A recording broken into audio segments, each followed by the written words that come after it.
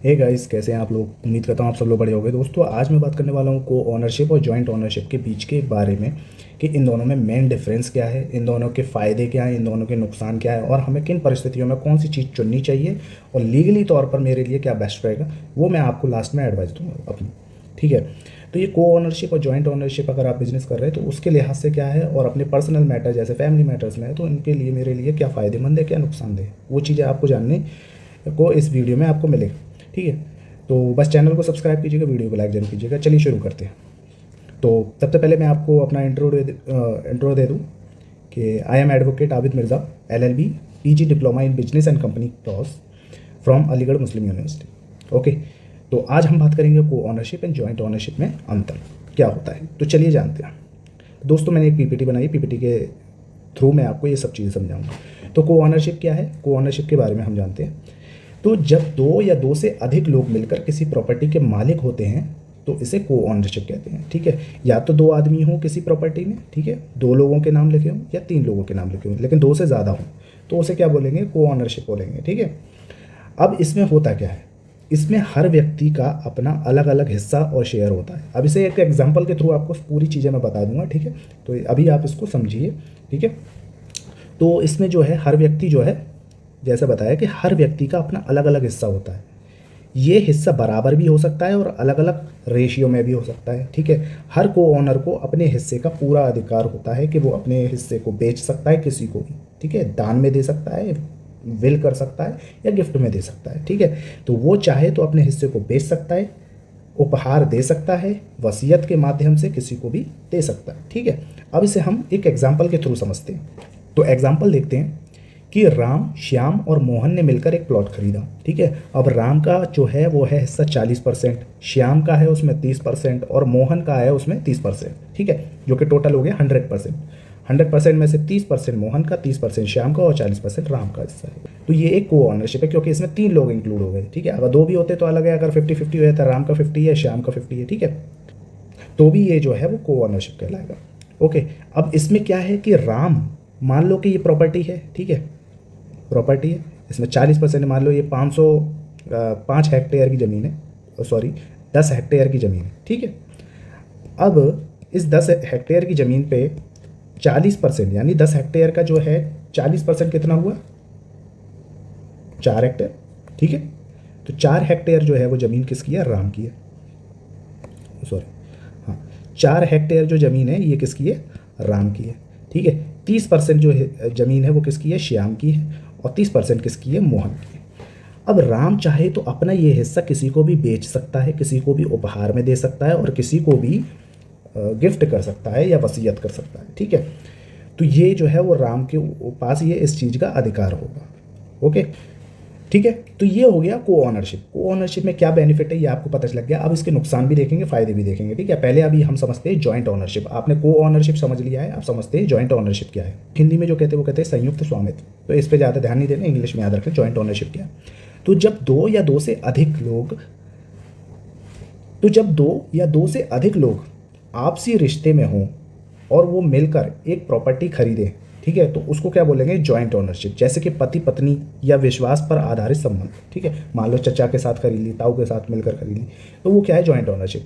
ये भी कुछ सिमिलर है को ओनरशिप की तरह, इसीलिए कन्फ्यूजन होती है कि दो या दो से अधिक उसमें भी खरीद सकते हैं और इसमें भी खरीद सकते हैं। ठीक है। मान लो आपका फ्रेंड ही हो, ठीक है, विश्वास पर आधारित आदमी है तो वो आपका फ्रेंड ही हो, ठीक है, उसके साथ मिलकर खरीदे हो तब भी आप जॉइंट ओनरशिप है। लेकिन उसमें करवाना क्या है, आपको को ओनरशिप में खरीदनी है कि जॉइंट ओनरशिप में, इसमें फायदे क्या है, दोनों के मतलब अलग अलग है। ठीक है। अब मतलब कैसे अलग अलग है वो भी देखते हैं। अब इसको हम समझते हैं पहले इसकी कंडीशंस।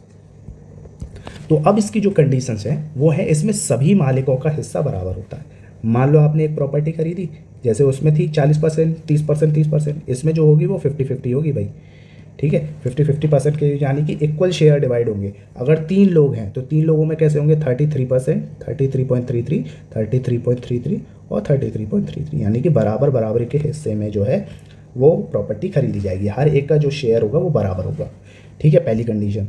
दूसरी कंडीशन ये है कि इस सिस्टम में ये खास बात होती है, राइट ऑफ सर्वाइवरशिप भी बोला जाता है। इसका मतलब ये है कि अगर उन लोगों में से किसी एक की मृत्यु हो जाए तो उसका हिस्सा अपने आप दूसरे मालिक को चला जाता है जो उसके साथ जॉइंट ओनरशिप में जुड़ा हुआ है।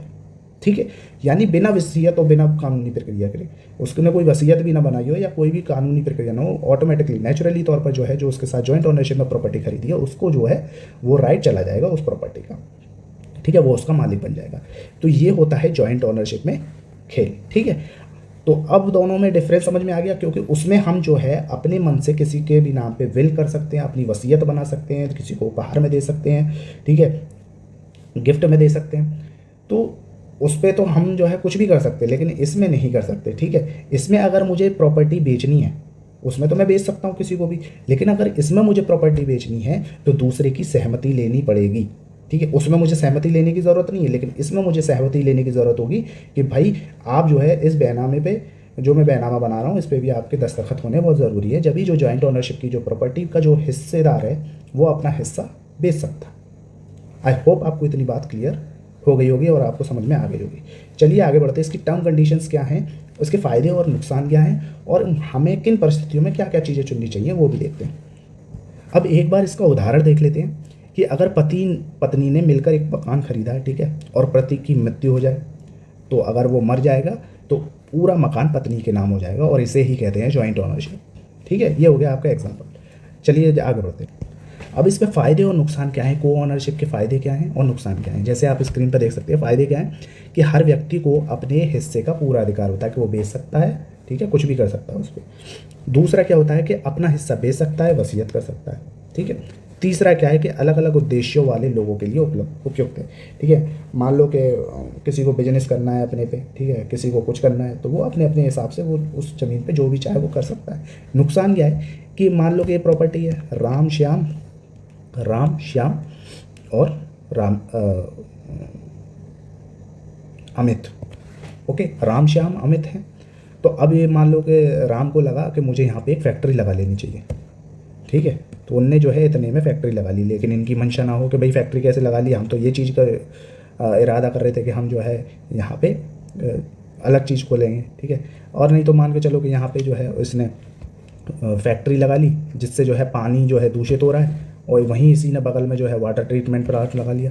और वाटर ट्रीटमेंट प्लांट लगा लिया, यहाँ पे जो है वो वाटर जो है होता है ना, जैसे पानी के कैंस बिकते हैं, बोतल का प्लांट में लगा लिया।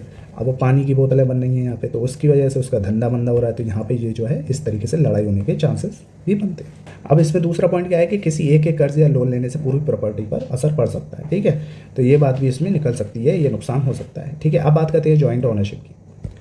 अब यहाँ बात करते हैं कि जॉइंट ओनरशिप के फ़ायदे नुकसान क्या है। तो जैसे आप देख सकते हैं कि अगर एक की भी डेथ होती है तो ऑटोमेटिकली हिस्सा जो है वो दूसरे का हो जाता है बिना कानूनी झंझट के। दूसरा क्या है कि परिवार के लिए सुरक्षित और आसान प्रक्रिया। अब इसके नुकसान क्या है, नुकसान ये है कि अपना हिस्सा बेच पाना कठिन होता है।